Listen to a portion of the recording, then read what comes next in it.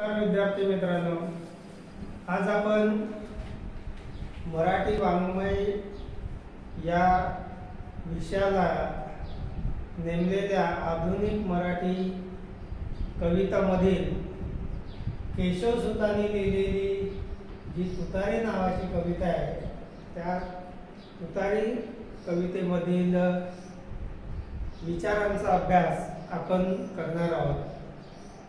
या कवितेमधून केशवसुतांनी आपल्या देशामध्ये असलेल्या अनेक ज्या निर्दयी प्रथा आहेत,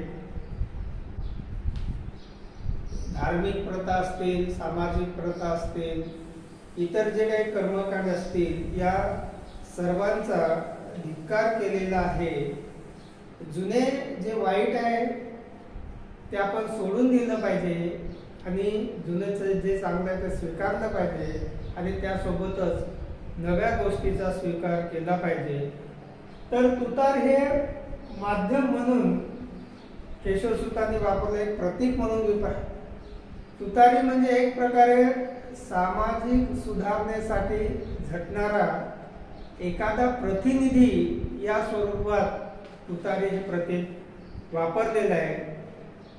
म्हणजे जसं एखादा कार्यक्रम असेल तर त्याची शुभ सुरुवात म्हणून तुतारी फुंकली जाते। मग आपण धार्मिक सिरियलमध्ये वगैरे पाहतो, राजाचं आगमन होणार असेल तर तुतारी फुंकली, म्हणजे हे शुभ सूचक मानलं जातं। तशाच प्रकारे इथे तुतारी सामाजिक सुधारणेचं सूचक म्हणून तुतारी हे वाद्य म्हणजे सर्वसामान्य लोकांना जागृत करण्यासाठी तुतारी सारखं, म्हणजे कारण तुतारीचा आवाज, तुतारी एक प्रकारचं वाद्य आहे आणि या तुतारीचा आवाज जास्त दूरपर्यंत जातो।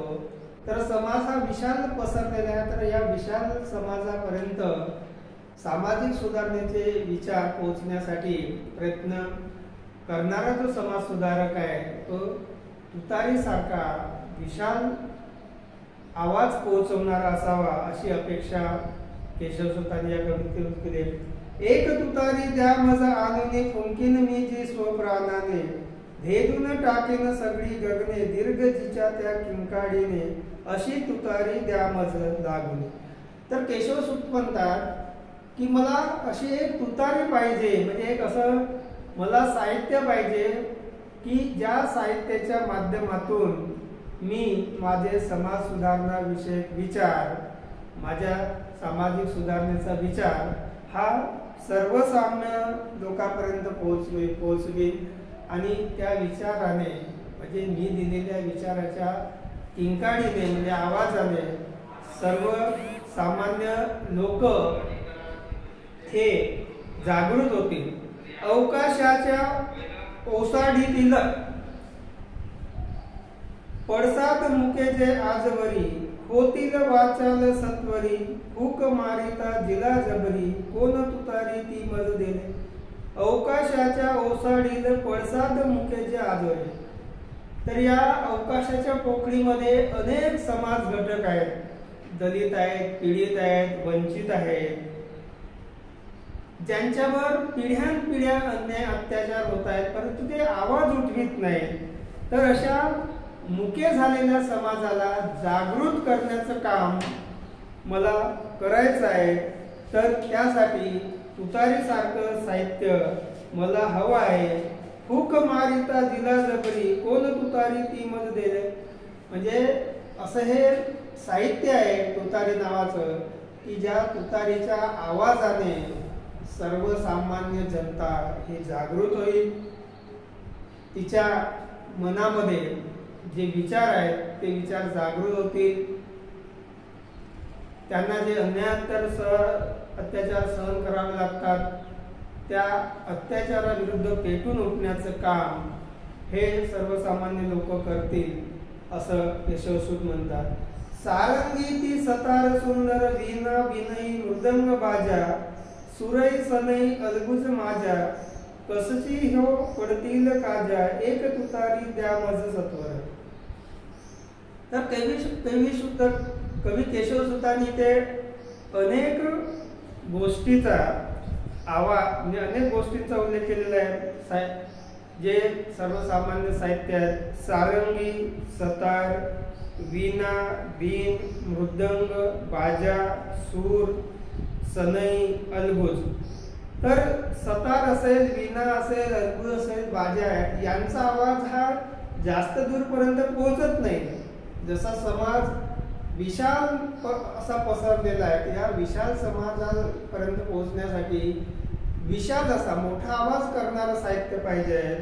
तर ते साहित्य फक्त तुतारीच असू शकते, ज्या तुतारीच्या सहाय्याने मी माझा विचार, जसं आज प्रचार प्रसार करायचा असेल तर लाऊडस्पीकरवरून दवंडी दिली जाते. तर त्या काळामध्ये हे साहित्य नव्हतं. त्या काळामध्ये तुतारी वाजवून लोकांना गोळा केलं जात असे आणि मग तिथे सभा घेऊन लोकांना मार्गदर्शन केलं जात असे. तर त्यासाठी लोकांपर्यंत आवाज पोहोचवण्यासाठी तुतारी या वाद्याची गरज आहे असं कवी केशवसूत म्हणतात. रूढी जुलूम यांची भेसूर, संताने राक्षसी तुम्हाला, फाडून खाती ही हतवेला, जल्लाशाची का पुसा मनाला, तुतारीने ह्या सावध भातर. तर या समाजातील काही रूढी, काही प्रथा अत्यंत वाईट आहेत, जुलूम आहेत, भेसूर आहेत. म्हणजे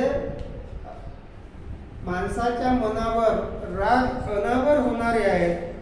संताने राक्षसी तुम्हाला, तर आपल्याकडे राक्षसाची संकल्पना केलेली सांगितली जाते की राक्षस स्वतःला भूक लागले की वेळ प्रसंगी स्वतःच्या मुलालाच खाऊन टाकतो. तर तशाच प्रकारे ज्या समाजासाठी या प्रथा परंपरा तयार केलेल्या आहेत, तर या प्रथा परंपरांचा ज्याच्यामुळे हा मानवी समाजच आता नागवला जात आहे. म्हणून राक्षसाप्रमाणे असलेल्या या रूढी प्रथा या आपण नष्ट केल्या पाहिजे. जल्लाशाची का पुशामला, आता जल्लाद जो असतो हा फाशी देण्याचं काम करत असतो. तर तशासारखी आपली प्रवृत्ती असता कामा नये. तर यासाठी समाजामध्ये ज्या ज्या गोष्टी वाईट आहेत, वाईट रूढी आहेत, वाईट प्रथा आहेत, वाईट परंपरा आहेत, धर्मातील काही ज्या गोष्टी वाईट असतील त्या रूढी परंपरा आपण सोडून दिल्या पाहिजेत आणि नवी रूढी, नव्या परंपरा आपण स्वीकारल्या पाहिजे असं कवी केशवसूत सांगतात. म्हणजे तुतारी ही एक सामाजिक कविता आहे आणि सामाजिक प्रबोधनाला ही पाहिलेली आहे.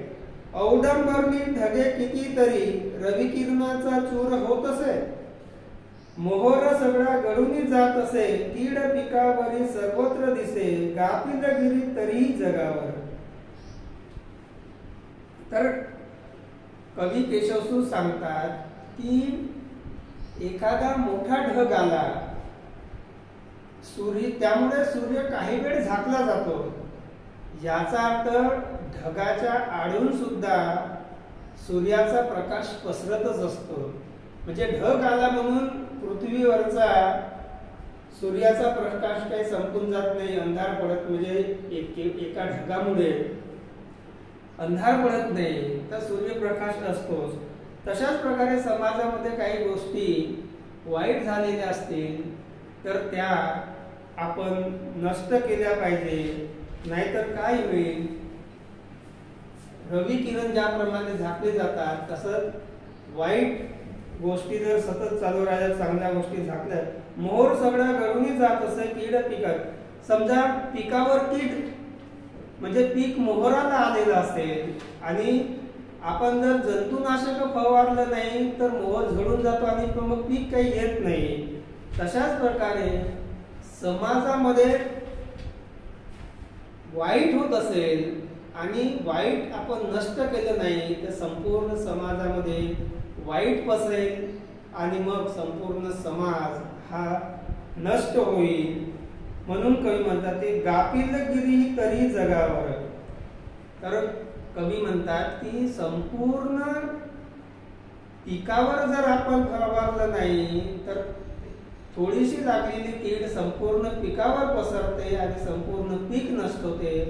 तशाच प्रकारे समाजाच्या एखाद्या घटकामध्ये जर वाईट घडत असेल, ते वाईट दूर करण्याचा प्रयत्न आपण केला नाही तर त्या वाईट गोष्टी संपूर्ण समाजात पसरतील आणि संपूर्ण समाजच वाईट होईल आणि मग संपूर्ण समाजच वाईट झाला तर चांगलं काही शिल्लक राहणार नाही.